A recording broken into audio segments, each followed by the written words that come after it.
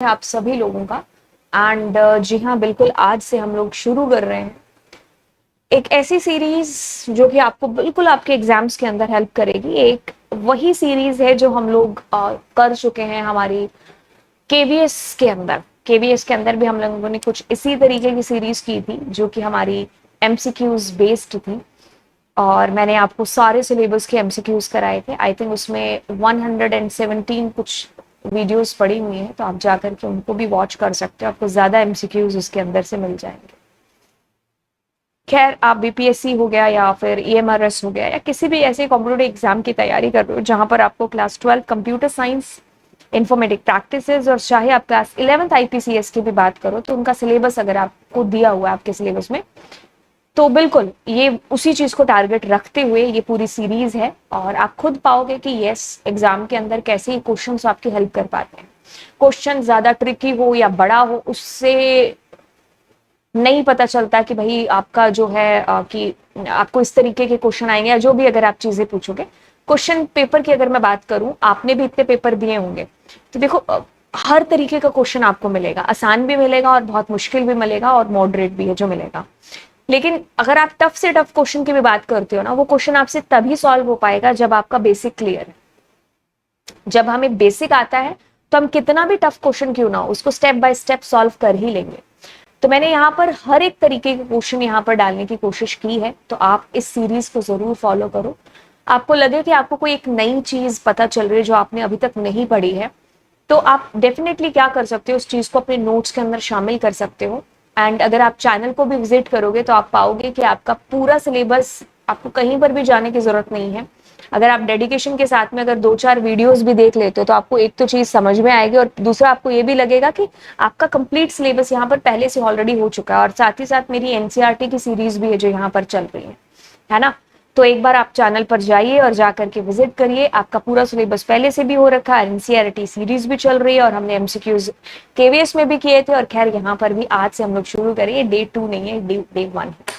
ठीक है, तो इस प्यारे से कोड के साथ हमारी क्लास की शुरुआत होती है। तो कहता है कि हिम्मत मत खोना, अभी बहुत आगे जाना है। जिन्होंने कहा था तेरे बस का नहीं है, उनको भी करके दिखाना है ना। दिमाग में वो लोग शायद सारे तो नहीं, बट एक तो जरूर आ गए होंगे। तो चलिए उन्हीं का नाम लेकर के यहाँ पर स्टार्ट करते हैं हमारा पहला क्वेश्चन। तो पहले क्वेश्चन के साथ जब हमारी बात शुरू होती है तो यहाँ पर आपका कंसेप्ट बेसिक्स ऑफ पाइथन का एज वेल एज आपका वर्किंग विद फंक्शन का चैप्टर या फिर कंसेप्ट है जो क्लियर होना चाहिए, तभी आप इस क्वेश्चन को है जो बिल्कुल कर पाएंगे। तो बात कुछ इस तरीके से है कि आप अगर फंक्शन को कॉल करते हो जिसका नाम है change values function. Of course हमारे पास ये दोनों ग्लोबल है, ठीक है, बोलने की बताने की जरूरत नहीं है। तभी मैंने आपको कहा कि हमारा इतना बेसिक क्लियर होना चाहिए। तो ये क्या है, ये मेरे ग्लोबल है। यहां से हम कॉल करके इस फंक्शन के अंदर गए तो हम कोई भी आर्गुमेंट्स यहां पर भेज नहीं रहे हैं। अब हमने क्या किया है, क्यू के अंदर डाला है 5। बिल्कुल बढ़िया। अब मैं क्या कर रही हूं, इसके अंदर ऐसा कुछ करने की कोशिश कर रही हूं कि P is equal to P plus Q. Q के अंदर आपके पास में 5 है, but what about P? P के अंदर आपके पास में है क्या, और आप क्या चेंज कर रहे हो उसके अंदर। तो आपको टाइम देते हैं कि आप यहाँ पर सोचो एंड उसके बाद में अपने आंसर को करो। आप क्या कर सकते हो, आप वीडियो को पॉज कर सकते हो, है ना। पॉज किया, उसके बाद अपना आंसर लिखा एंड देन आप कंटिन्यू हो सकते हो। तो मैं उम्मीद करती हूँ कि आपने पॉज करके अभी दोबारा कंटिन्यू हो चुके होंगे। तो यहाँ पर अगर आपका आंसर है जो एरर है तो वो बिल्कुल एकदम सही है। बात कुछ इस तरीके से है कि इस लाइन में ही गड़बड़ है ना। अगर मैंने यहाँ पर ऐसा लिखा है, बेसिक्स ऑफ पाइथन की भी बात कर लें, आप इन सारी चीजों को एक बार भूल जाओ। आप जस्ट जाकर के पाइथन आइडियली पर ये लाइन लिखेंगे तो आपको वो यही बोलेगा कि भाई साहब एक्स कौन है। वही चीज यहाँ पर ये पी कौन है, ऐसा नहीं कर सकते आप। ऐसे चेंज मतलब उसमें ऑलरेडी आपके पास में वैल्यू होनी चाहिए।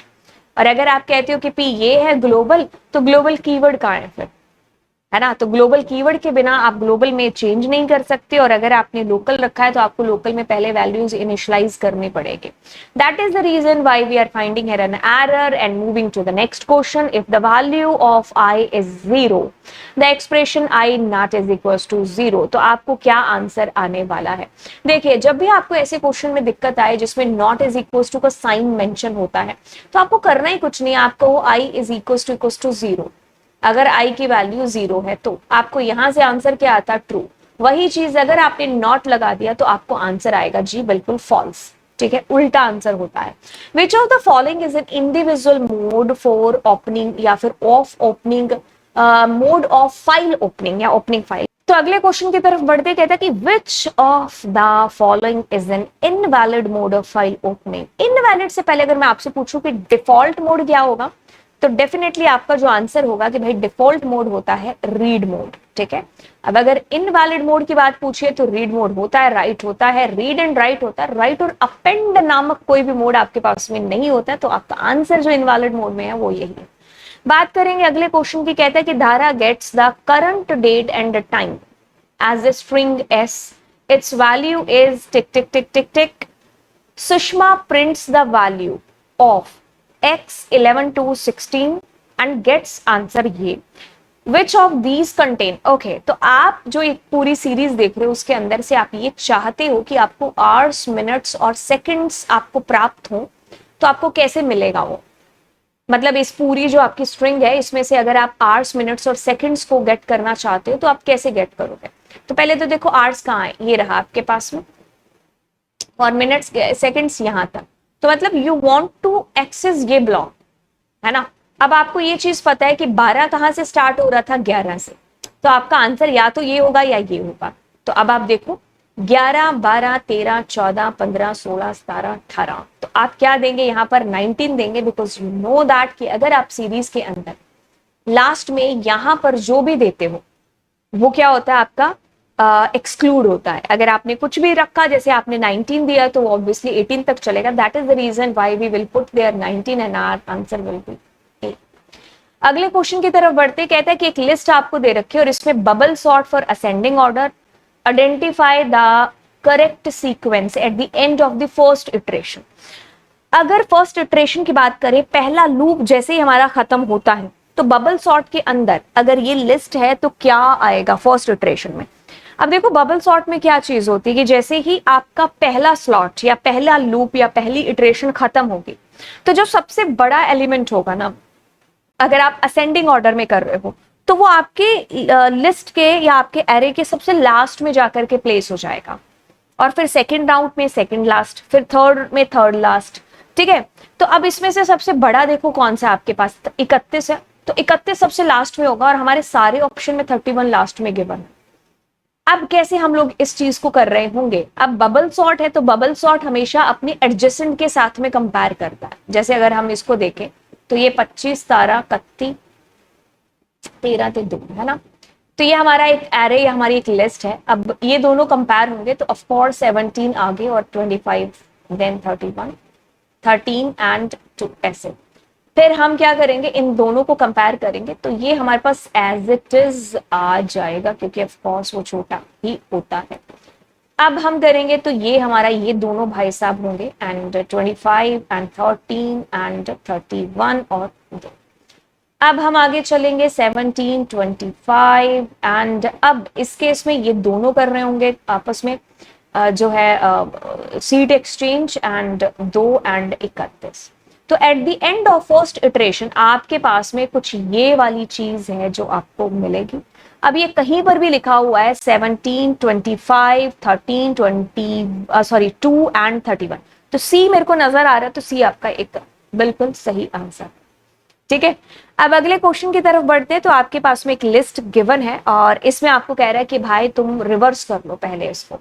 तो चलिए अपने रिवर्स करते हैं, 10, 20 एंड 30, 40 एंड 50 एक ट्यूपल है, और फिर 60 और 70, ये आपकी एक लिस्ट है। इसमें से अब अगर आपको रिवर्स करोगे तो it will be 70, 60 and 30, 40, 50 and 20 and 10, ये आपका इसके बाद में आंसर आ जाएगा रिवर्स करने के। अब आप क्या कर रहे हो, आप कह रहे हो कि 1 से लेकर के भाई 3 तक चलो, तो ये 0 है, ये 1 है, और ये 2 है, ये 3 है, ये 4 है। क्योंकि तो आपने 4 दिया है तो आप 1 से लेके 3 की बात करोगे, तो it means 1, 2 and 3 number index की बात हो रही है। बट क्योंकि तो आपने स्टेप 2 दे रखा है, दैट मींस ये बीच वाला नहीं आएगा। 1 number index which means 60, 3 number index it means आपके पास 20। तो आपका आंसर कुछ इस तरीके से आना चाहिए एंड बिल्कुल ठीक है, अगले क्वेश्चन की तरफ बढ़ते हैं। अगला क्वेश्चन आपको कुछ इस तरीके से कहता है कि आपके पास में दिया हुआ है d is equal to Python for all. अब आप एक खाली लिस्ट लेते हो, अब आप एक लूप चलाते हो, और अगर आप i की वैल्यू को देखते हो तो i के अंदर आपके पास PYTHON स्पेस 4 स्पेस ALL, ये आपके पास i के अंदर आएगा। अब आप ये कह रहे हो कि कौन से वाला अल्फा न्यूमेरिक नहीं है, तो यानी कि आपके पास दो स्पेस हैं जो अल्फा न्यूमेरिक नहीं है, क्योंकि अगर आप यहां पर बात करो तो आप नॉट यूज कर रहे हो, तो सारे ABCD और सारे 1 2 3 0 to 9 वो सारे के सारे जब भी आएंगे तो आपका ये इफ कंडीशन नहीं चलेगा, सिर्फ 2 बार नहीं, 2 क्यों 3 बार चलेगा, क्योंकि यहां पर भी देखो आपके पास में स्पेस है, यहां पर भी स्पेस है और यहां पर भी स्पेस है ना, तो वी हैव 3 स्पेस यहां पर, तो 3 स्पेस है, तो तीनों में आपके पास आपकी लिस्ट में खाली स्पेस जाकर के चिपक जाएंगे और 3 हमारा आंसर यहां पर हो जाएगा। ठीक है, आप दोबारा पीछे करके देखिए, यही चीज है। चलिए आगे बढ़ते हैं। अब आप काउंट कर रहे हो 20 को, बट आप मेक श्योर कर लीजिए ये वाली चीज कि भाई साहब ये 20 क्या इंटीजर ही है, क्योंकि तो आपने इसको सिंगल कोट के अंदर लिखा हुआ है, तो अभी एक इंटीजर ना होकर के ये आपका एक स्ट्रिंग बन जाता है। तो आप स्ट्रिंग को ढूंढने गए हो, ना कि आप एक इंटीजर या फ्लोट को ढूंढने गए हो। तो जब आप इस पूरे के पूरे ट्यूपल में से ढूंढोगे तो ऑफ कोर्स आपको नहीं मिलेगा, तो काउंट का आंसर विल बी 0 यहां पर। ठीक है, अब ये कहता है कि create a string we can put a sequence of character in. आप ट्रिपल कोट, डबल कोट या फिर सिंगल कोट, तीनों में से किसी भी कोट का यूज कर सकते हो जब आप पाइथन स्ट्रिंग की बात करते हो। ट्रिपल कोट में बेसिकली क्या हो जाएगा कि आप ज्यादा लाइंस दे सकते हो, मल्टीपल लाइंस आप दे सकते हो। ठीक है, अब आपके पास में एक क्वेश्चन प्रश्न आता है, कहता है कि एक स्ट्रिंग आपके पास दे रखी है, Brahmi is well known to promote mind wellness, तो ये आपके पास एक स्ट्रिंग है। अब आपको कहता है कि भाई तो स्प्लिट कर इसको, तो स्प्लिट करेंगे तो क्या आएगा आपके पास में, यहां पर एक लिस्ट बदल जाएगी या हो जाएगी या बन जाएगी। अब यहां पर आप कॉमा लगा देते हो। अब जैसे ही आप चौथे वाले को डिलीट करते हो, यानी कि 0 1 2 3 4, तो आपका ये 2 डिलीट हो जाएगा। अब आप वेल को रिमूव कर देते हो, भाई साहब वेल को रिमूव कर दिया। अब आपने पॉप को डिलीट किया है, यानी कि पॉप 3 किया है आपने, तो ये 0 है, ये 1 है, ये 2 है, ये 3, तो यानी कि प्रमोट भी आपका डिलीट हो जाएगा। तो जैसे ही आपका प्रमोट डिलीट हो जाएगा तो बस बचेगा क्या आपके पास, Brahmi is known mind wellness, Brahmi is known mind wellness. तो आई थिंक आपका आंसर यहाँ पर 4 होना चाहिए। बिल्कुल हमारा आंसर 4 है। ये अंतिम क्वेश्चन की हम लोग बात करते हुए कहता है कि माई STR I love my country, I love my country, एक स्ट्रिंग आपको यहां पर दे रखी है और कहता है कि 4 country in my STR। Okay, तो कंट्री की अगर आप बात करोगे तो आपके पास में पहले आएगा आई, फिर आएगा स्पेस, फिर L, फिर O, फिर V, फिर E, फिर स्पेस, फिर M, इस तरीके से 1 by 1 एक कैरेक्टर आएगा। अब आप क्या करोगे, इसको आप प्रिंट करते जाओगे, जो भी चीज आपके पास आएगी। अब आपको एक तरीके से यहां पर ये काउंट करना है कि आई कितनी बार है। अब आप खुद देखो कि I love my country, I love my country, I कितनी बार है आपके पास, 2 बार है, तो आपका आंसर विल बी 2 है। ठीक है, इस क्वेश्चन का आंसर आप नीचे कमेंट सेक्शन के अंदर लिखेंगे और अगली क्लास में हम इसी क्वेश्चन से अपने सीरीज को स्टार्ट करेंगे। एंड ये सीरीज की एक पहली क्लास थी और आप ज्यादा से ज्यादा दोस्तों के साथ शेयर करिए। इसका टाइमिंग हम बिल्कुल इंक्रीज करेंगे, लेकिन आप इस सीरीज को शेयर करो। आपके व्यूज हैं जो मुझे बता रहे होंगे कि आपको कितनी ज्यादा जरूरत है इसकी, और उस हिसाब से हम इसमें और ज्यादा क्वेश्चंस ऐड करने की कोशिश करेंगे। तो चलिए फिर शेयर करिए चैनल को, वीडियो को, एंड सब्सक्राइब वाले बटन पर क्लिक करना बिल्कुल भी नहीं भूलना। अभी कर दीजिए, नहीं तो बाद में भूल जाओगे। एंड चलिए फिर मिलते हैं, एंड बाय बाय।